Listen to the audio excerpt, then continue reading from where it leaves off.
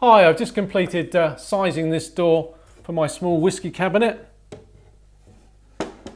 Got a tiny little reveal all the way around and I'm ready to put some hinges on it. And I thought I'd show you how I fit these hinges because they're knife hinges and there doesn't seem to be much information on the web about fitting those. So I'll clear my bench and we'll get started. So what is a knife hinge? Well, basically it's a hinge that goes at the top and bottom of the door. One plate has got screw holes and a through hole. The other plate has screw holes and a pivot pin. So if you put one plate on the cabinet, the other plate on the door, they go together, one on the top of the door, one on the bottom, and the door can open up.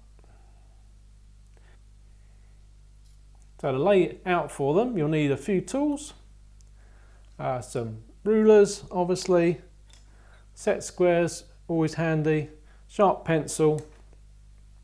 To cut them you'll need a knife, marking gauge is always good. I like to use some masking tape. You'll need to measure where the door is in relation to the cabinet. I'll leave a little reveal on there, and in this case it's a millimetre either side. So the door's set 1 millimetre in from the side of the cabinet, and how far the door is in front of the face of the cabinet. So how far away from here the door is going to be. And again, I'm going to do a millimetre, and this ruler comes in very handy because it is a millimetre. So that gives me that spacing. I've got 1 millimetre gap between top and bottom, so I can lift the door up a millimetre. And that should be enough, or just about enough, to get the hinges in. The other thing you need to measure is the thickness of the door. And then we can go about laying it out. The thickness of the hinge you should take away from the thickness of the door. In this case I've got an 18mm door, 13mm hinge, so that leaves me with 5mm to play. That's going to mean that the hinge will fit in the middle of the door width and I have 2.5mm either side of it. So if I'm laying out from 1mm away from the front of the cabinet, I want to come back 2.5mm. This is for the other plate. I can mark that, and I'll put these masking tape down on here, which makes it much easier to see. I can use my set square and lay that back line for the hinge in. I can come forward from that the width of the hinge, which is 13. Again, mark that in with the set square.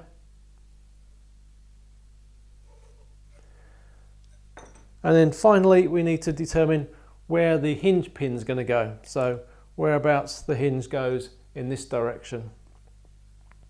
And I want to put that so that the centre of the hinge pin is in line with the edge of the cabinet. Sorry, in line with the edge of the door. And so I want to measure the middle of that pin from the end of the hinge, and that's 6mm. So I want to come back to put that middle. It's going to be 4mm back from 5mm back from the edge. So I'm hanging the whole hinge over by 5mm.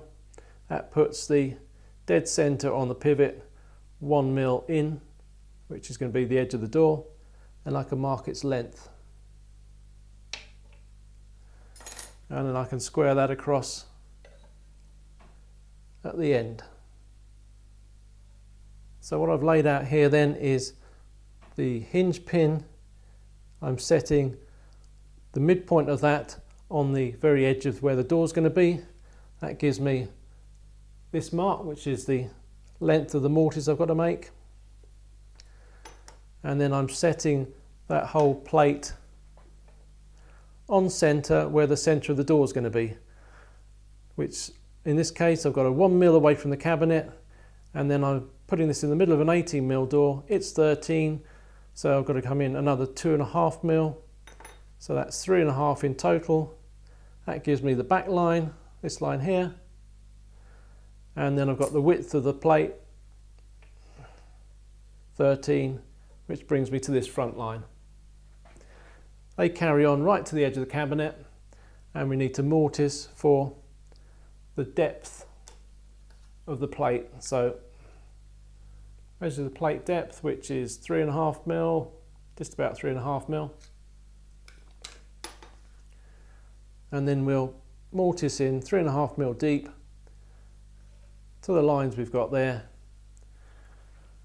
and then we'll be able to set in for the screws. And when we first set these, we just use a single screw, put the center screw in, and then if we find it doesn't quite work properly, we can shift it slightly, mark a different screw till we got it exactly right. And if we have to fill one of those holes to reset a screw, that's no problem at all. Having marked out the mortise on the masking tape, I can then take my gauge, set that up correctly, and mark that in.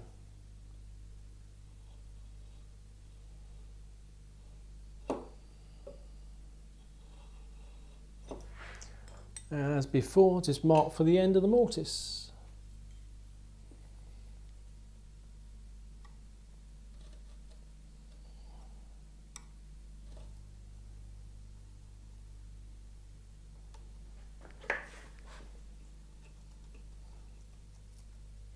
And just remove that bit of tape, and that clearly shows you then where your mortise is going to go.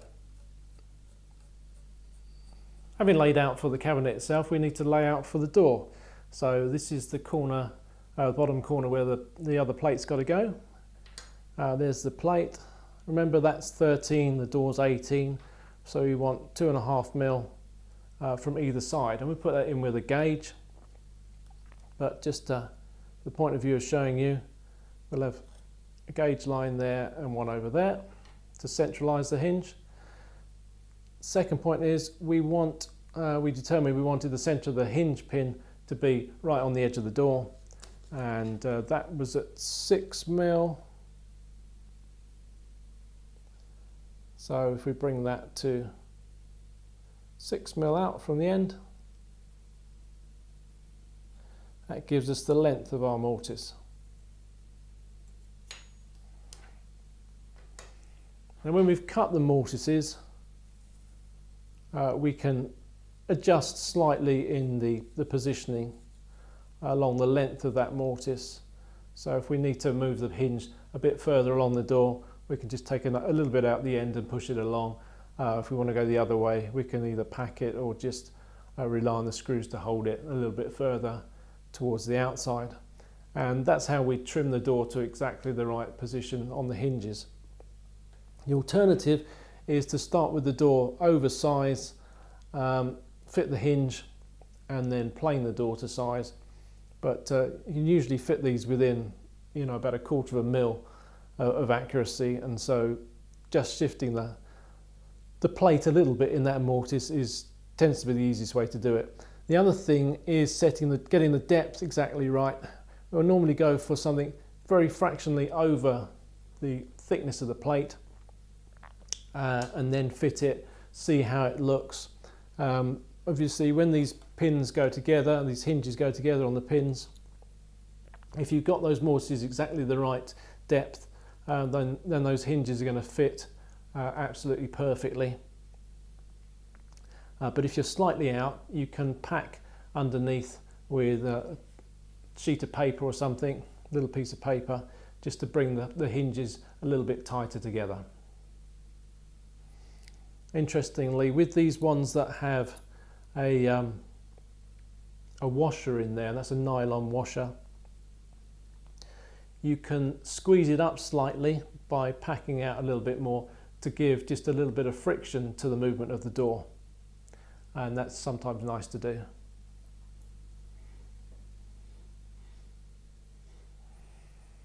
So I've now scribed in both of these with the marking gauge for the width. I'll then reset the gauge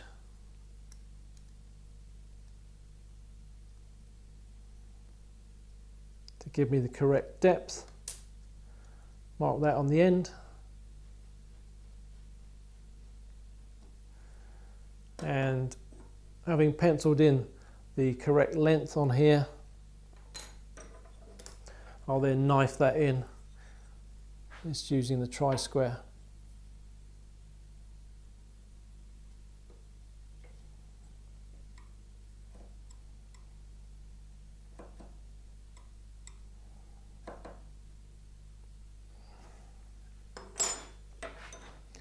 I'll take that out as you would for any other hinge mortise.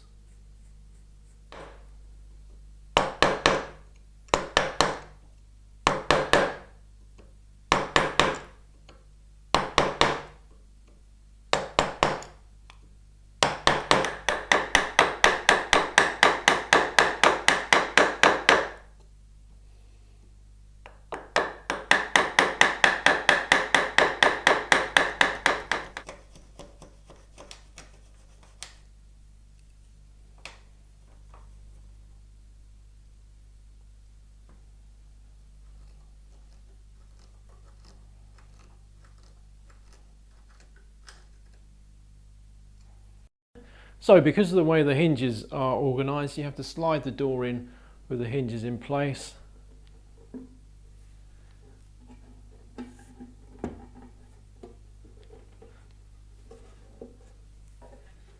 Always be a little bit tricky, especially when you're trying to get it as tight as I am.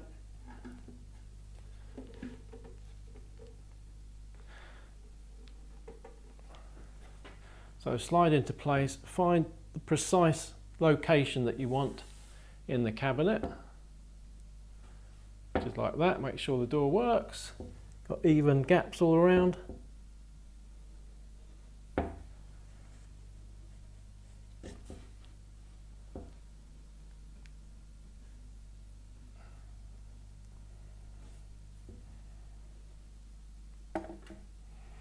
And then on the inside,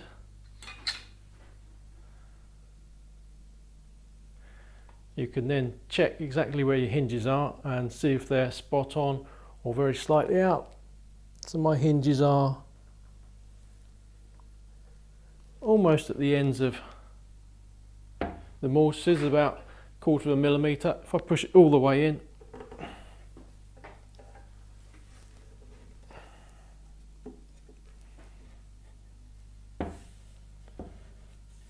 I'm very fractionally over to the right hand side, so I just need to ease it back very slightly.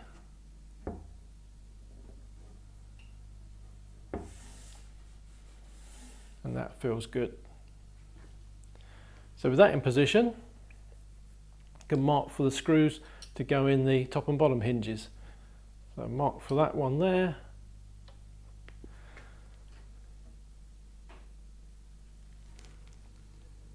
And that one there.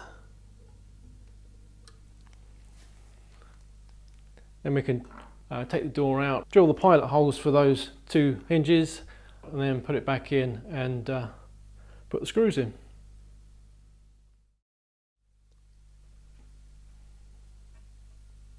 And there we go, job done.